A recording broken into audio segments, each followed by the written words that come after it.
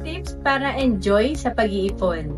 Una is understand the pay now principle.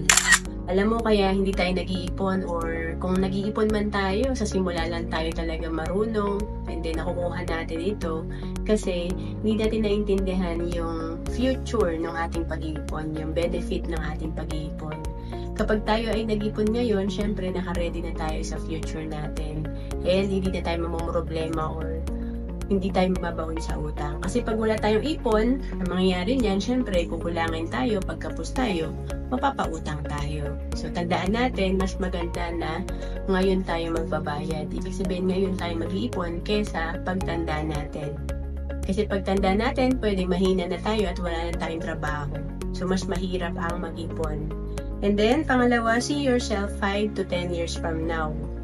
Sa umpisa talaga, lalo na sa first year ng pag-iipon mo, mahirap talagang gawin yan at mahirap din na ituloy-tuloy kasi nga, kailangan makita mo yung sarili mo 5 to 10 years from now na hindi ka nahirap sa pera. And then, pangatlo, make it a habit. Sa pag-iipon, hindi yan sa palakihan lang. Importante rin kahit maliit lang ang naiipon mo, kailangan consistent ka. Gawin mo tong habit kasi yung maliliit na halaga, pag ginagawa mo yan, sa 10 years, 20 years ay lumalaki yan at nagiging milyon. To know more about savings and investment, message mo na ako sa FB, Roan Celis Capistrano.